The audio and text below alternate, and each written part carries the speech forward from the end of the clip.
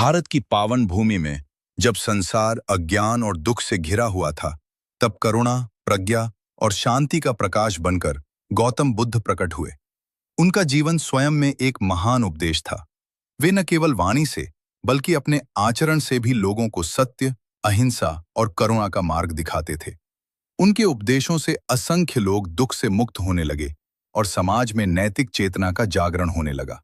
श्रावस्ती और जेतवन विहार।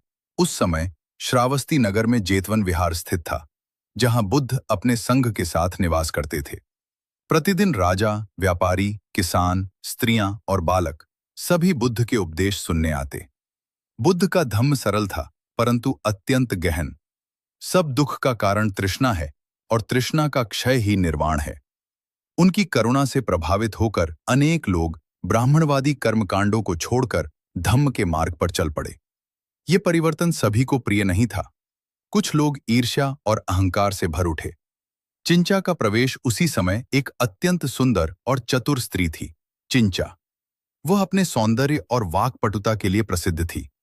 कुछ ब्राह्मणों और बुद्ध विरोधियों ने जब देखा कि बुद्ध का प्रभाव बढ़ता जा रहा है, तो उन्होंने बुद्ध की छवि धूमिल करने का षड्यंत्र रचा। उन्होंने चिंचा को बुलाकर कहा, यदि तुम बुद्ध पर कोई कलंक लगा दो तो उनका प्रभाव समाप्त हो जाएगा। चिंचा पहले तो हिचकी, परंतु अहंकार, लोभ और प्रसिद्धि की चाह ने उसे इस षड्यंत्र में सम्मिलित कर दिया। षड्यंत्र की योजना चिंचा ने महीनों तक बुद्ध के जेतवन विहार के पास आना जाना शुरू किया। वो रात्रि के समय विहार के निकट ठहरती और प्रातःकाल नगर में प्रवेश करती। लोगों से कहती, मैं रात्रि बुद्ध के साथ बिताकर आ रही हूं। धीरे धीरे उसने अपने वस्त्रों के नीचे लकड़ी का गोल टुकड़ा बांध लिया, ताकि गर्भवती होने का भ्रम उत्पन्न हो। समय के साथ वह पेट बढ़ता हुआ दिखाने लगी। लोगों में कानाफूसी फैलने लगी। कुछ अज्ञानी और दुर्बल मन वाले लोग संदेह करने लगे, परंतु बुद्ध मौन रहे। न उन्होंने किसी पर क्रोध किया, न सफाई दी। धैर्य की पराकाष्ठा एक दिन जब बुद्ध विशाल सभा में धम्म का उपदेश दे रहे थे, चिंचा वहां पहुंची। वो सबके सामने खड़ी होकर ऊंचे स्वर में बोली, हे बुद्ध, आप धर्म की बातें तो बहुत करते हैं, परंतु मेरे गर्भ का क्या? क्या यह आपका उत्तरदायित्व नहीं? सभा में सन्नाटा छा गया। कुछ लोग स्तब्ध थे, कुछ विचलित। सबकी दृष्टि बुद्ध पर टिक गई। बुद्ध शांत भाव से बोले, बहन, सत्य क्या है, यह समय स्वयं प्रकट करेगा। उनके मुख पर न क्रोध था, न भय, केवल करुणा और शांति थी। सत्य का प्रकट होना उसी क्षण, कहते हैं कि देवताओं की इच्छा से या लोक कथा के अनुसार चिंचा के वस्त्रों से बंधा लकड़ी का टुकड़ा ढीला होकर गिर पड़ा। सारा षड्यंत्र सबके सामने उजागर हो गया। सभा में हाहाकार मच गया। जिन लोगों ने बुद्ध पर संदेह किया था, वे लज्जित हो उठे। चिंचा का सिर झुक गया। उसका अहंकार चूर चूर हो गया। कुछ कथाओं में वर्णन है कि पृथ्वी फट गई और चिंचा उसमें समा गई। यह प्रतीक है कि असत्य स्वयं अपने भार से नष्ट हो जाता है। बुद्ध की करुणा लोग क्रोधित थे।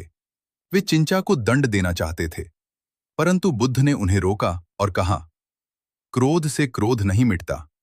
असत्य का नाश सत्य से होता है और द्वेष का अंत करुणा से। यह सुनकर सभा शांत हो गई। लोगों ने जाना कि बुद्ध केवल उपदेशक नहीं, बल्कि स्वयं धम्म का जीवंत स्वरूप है। कथा का गहरा संदेश।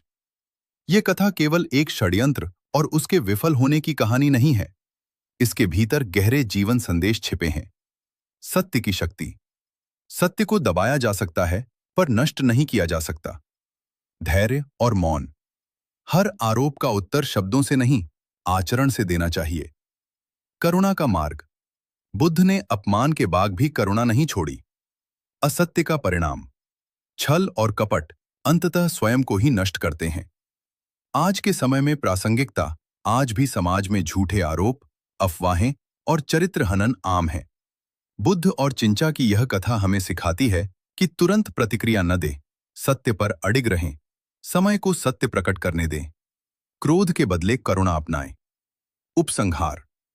गौतम बुद्ध का जीवन एक दर्पण है, जिसमें हम अपने व्यवहार को देख सकते हैं। चिंचा की कथा हमें चेतावनी देती है कि अहंकार और असत्य कितना विनाशकारी हो सकता है, जबकि बुद्ध का आचरण बताता है कि शांति, धैर्य और करुणा से ही वास्तविक विजय मिलती है। जहां असत्य क्षणिक होता है, वहीं